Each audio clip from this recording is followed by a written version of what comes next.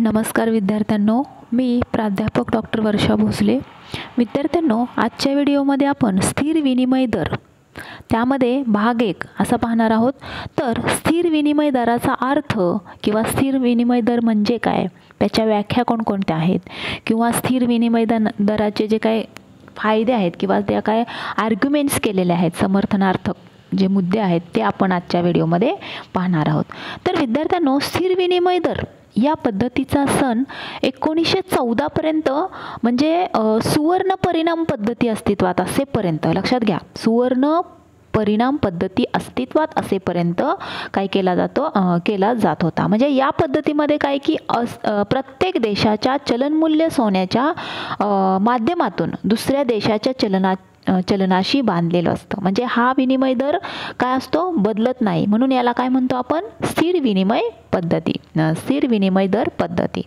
तर यामध्ये काही मर्यादित प्रमाणात बदल केले जातात. म्हणजे आता बघा, सध्या की आंतरराष्ट्रीय नाणेनिधीमार्फत म्हणजे इंटरनॅशनल मॉनिटरी फंड मार्फत जे विनिमय दरामध्ये स्थैर्य राखण्याचा प्रयत्न केला जातो. लक्षात आलं. आता आपण अर्थ पाहूया त्याच्यामध्ये.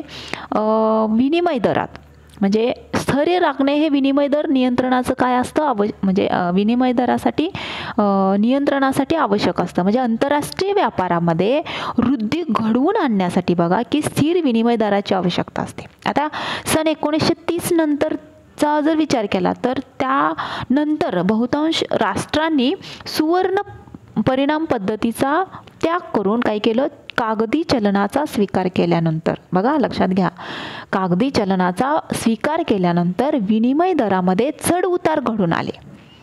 म्हणजेच आपण इथली पहिली व्याख्या अशी पाहूया की पहिली व्याख्या की जेव्हा 2 किंवा जास्त देशातील चलनाचा विनिमय दर सतत बदलत नाही किंवा मर्यादित प्रमाणात बदलतो तेव्हा त्यास स्थिर विनिमय दर असं म्हटलं जातं. लक्षात आलं. आता दुसरी व्याख्या पाहूया की जेव्हा सरकार कायद्याद्वारे किंवा परकीय विनिमय बाजारामध्ये हस्तक्षेप करून 2 चलनामध्ये दर ठरवतो त्याला स्थिर विनिमय दर असं म्हटलं जातं. आणि तिसरी व्याख्या पाहूया की जेव्हा विदेशी चलनाची देवाणघेवाण सरकारने कायद्यानुसार ठरवलेल्या विनिमय दरानुसार केली जाते तेव्हा त्यास स्थिर विनिमय दर असं म्हटलं जातं.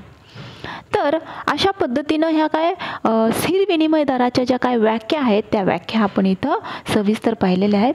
तर विद्यार्थ्यांनो, पुढं स्थिर विनिमय दराचे जे काय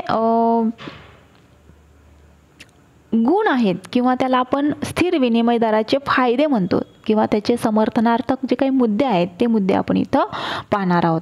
तर स्थिर विनिमय दरामध्ये पहिला मुद्दा असा आहे की आंतरराष्ट्रीय व्यापारामध्ये वृद्धी. तर विद्यार्थ्यांनो, विनिमय दर जर स्थिर असेल तर व्यापारामध्ये विश्वासाचं वातावरण काय होतं, निर्माण होतं. आणि विश्वासाचं वातावरण निर्माण होऊन किमती काय होतात, स्थिर होतात. म्हणजे स्थिर विनिमय दरामुळं आंतरराष्ट्रीय व्यापारातील अनिश्चितता कमी होऊन आंतरराष्ट्रीय व्यापारामध्ये काय होते, वृद्धी होते. म्हणजे स्थिर विनिमय दरामुळं आयातीसाठी घ्यावे लागणारे जे काय मूल्य आहे ते मूल्य आणि निर्यातीतून प्राप्त होणारे मूल्य यांचं सुनिश्चित भाकीत करता येतं. म्हणजे प्रेडिक्शन म्हणतो आपण त्याला. तर या स्थिर विनिमय दरामुळं आंतरराष्ट्रीय व्यापारामध्ये अंतर्भूत असलेल्या ज्या काय वस्तू आहे आणि सेवा या वस्तू आणि सेवांचं काय होतात, ते दर स्थिर राहतात. पुढचा मुद्दा असा आहे की विदेशी गुंतवणूक. आता कोणत्याही देशाचा जर विचार केला तर आर्थिक विकासासाठी विदेशी गुंतवणूक काय असते, आवश्यक असते. म्हणजे विनिमय दर जर स्थिर असतील तर विदेशी गुंतवणुकीस पोषक वातावरण निर्माण होऊन काय केलं जातं, विदेशी गुंतवणुकीमध्ये वाढ होते. म्हणजे स्थिर विनिमय दराचं धोरण काय असतं, विकसनशील देशामध्ये देशी गुंतवणूक वाढवण्यास सहाय्य करतं. लक्षात आलं. आता अनिष्ट व्यवहारांवर नियंत्रण.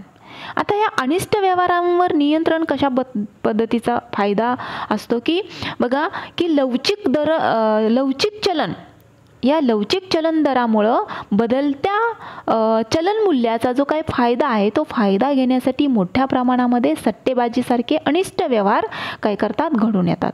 मात्र विनिमय दर जर स्थिर असेल तर सट्टेबाजीसारख्या अनिष्ट प्रथांना आळा बसतो. म्हणजे काय की बदलत्या विनिमय दरामुळं काळ्या बाजारामध्ये भ्रष्टाचाराची प्रवृत्ती वाढू शकते आणि यामुळं काय होतं की आंतरराष्ट्रीय व्यापार, परकीय कर्ज पुरवठा आणि विदेशी गुंतवणूक या संदर्भामध्ये काय होतं की संभ्रमामध्ये काय होतं की वातावरण निर्माण होऊ शकतं. मात्र त्याचा परिणाम काय होतं की स्थिर विनिमय दरामुळं अर्थव्यवस्थेच्या वृद्धीमध्ये अहितकारक ठरणाऱ्या ज्या काही प्रवृत्ती आहेत त्या प्रवृत्तीवर नियंत्रण प्रस्थापित होऊ शकतं. लक्षात आलं. म्हणजे अनिष्ट व्यवहारांवर कशा पद्धतीनं नियंत्रण होतं हे स्थिर विनिमय दराचं महत्त्वाचं गुण किंवा आपण त्यालाच फायदा असं म्हणतो आणि ह्याच्यामध्येच हे एक समर्थनात्मक मुद्दा आपण इथं चर्चा केलेला आहे. पुढचा मुद्दा असा आहे की आर्थिक विकास वृद्धी.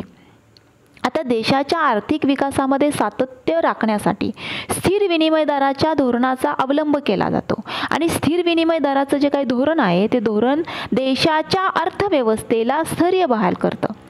म्हणजे विनिमय दरातील स्थैर्यामुळं विदेशी भांडवल गुंतवणुकीस पोषक वातावरण निर्माण होतं. म्हणजे वाढत्या आणि स्थिर विदेशी भांडवल उपलब्धतेमुळं काय होतं की देशामध्ये विविध विकास कार्यक्रमाची अंमलबजावणी करणे शक्य होतं. लक्षात आलं. म्हणजे यामुळं देशाच्या आर्थिक विकासाची गती प्राप्त होते. आता पुढचा मुद्दा असा आहे की भांडवलाच्या स्थलांतरणावर सुद्धा मर्यादा ही एक महत्त्वाचं गुण स्थिर विनिमय दरामध्ये पाहिला जातो. तर याच्यामध्ये बघा की देशातील विनिमय दर सतत बदलत असेल तर काय होतं की भांडवलदारांची देशातील चलन व्यवस्थेवरील विश्वासार्हता कमी होते आणि असुरक्षिततेची भावना काय होते, निर्माण होते. म्हणजे याचा परिणाम काय होतं की देशामध्ये भांडवलाचा तुटवडा निर्माण होतो आणि भांडवलाचे स्थानांतर रोखण्यासाठी, लक्षात घ्या, भांडवलाचं स्थलांतर रोखण्यासाठी स्थिर विनिमय दर हा महत्त्वाची भूमिका इथं बजावतो. म्हणजे भांडवलाच्या स्थलांतरणासाठी जी काही मर्यादा आहे ती मर्यादा इथं आपल्याला महत्त्वाचा म्हणजे समर्थनात्मक मुद्दा म्हणून आपल्याला पाहावयाचा येतो.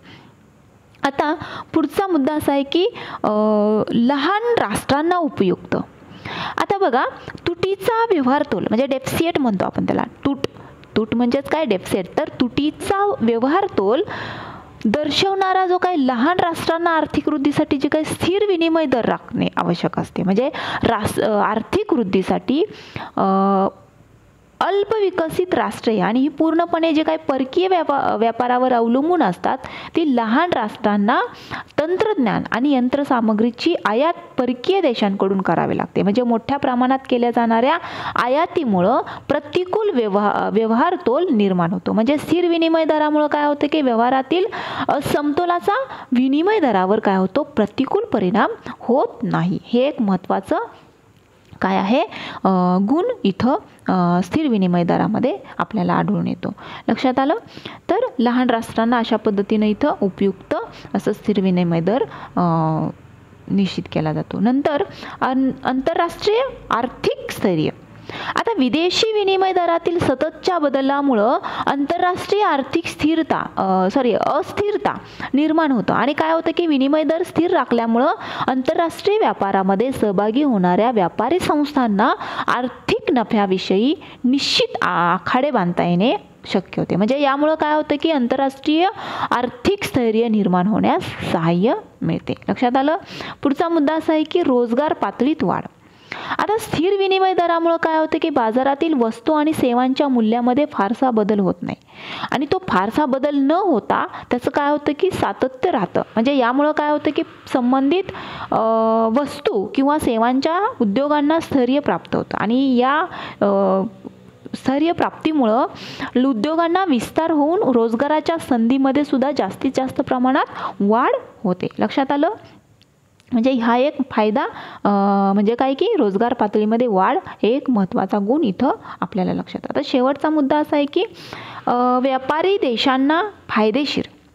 आता बघा, काही देशांमध्ये आर्थिक वृद्धीसाठी अर्थव्यवस्था पूर्णपणे काय आंतरराष्ट्रीय व्यापारावर अवलंबून असतं. लक्षात आलं. आता त्याचं उदाहरण सांगते की दुबई किंवा सिंगापूर इत्यादी देशाचा जर विचार केला तर अर्थव्यवस्थेचा विकास हा पूर्णपणे आयात निर्यातीवर अवलंबून असतो. कसा? तर विनिमय दर स्थिर राहिले तर अशा देशांच्या आंतरराष्ट्रीय व्यापारामध्ये काय होते? वाढ होते. लक्षात आलं. नंतर अजून एक सांगायचं म्हटलं तर आंतरराष्ट्रीय विनिमय दर स्थिर राखण्याचं काही सर्वसाधारण जे काही फायदे आहेत आपण पाहिलेत. म्हणजे स्थिर विनिमय दरामुळं काय होतं की आंतरराष्ट्रीय चलन व्यवस्था सुरळीतपणे कार्यरत राहते. नंतर अजून काय सांगू शकतो की आंतरराष्ट्रीय स्तरावरील चलनवाढीचं जे काही नियंत्रण आहे ते नियंत्रण करणं शक्य होतं. म्हणजे स्टर्लिंग चलनाचा वापर करणाऱ्या देशात स्थिर विनिमय दर ठेवणे हे काय असतं? फायदेशीर असतं. लक्षात आलं. आता अशा पद्धतीनं आपण स्थिर विनिमय दराचं जे काय फायदे आहेत किंवा जे काही समर्थनात्मक मुद्दे आहेत त्याला आपण गुण म्हणतो, हे गुण आपण इथं सविस्तर चर्चा केलेली आहे.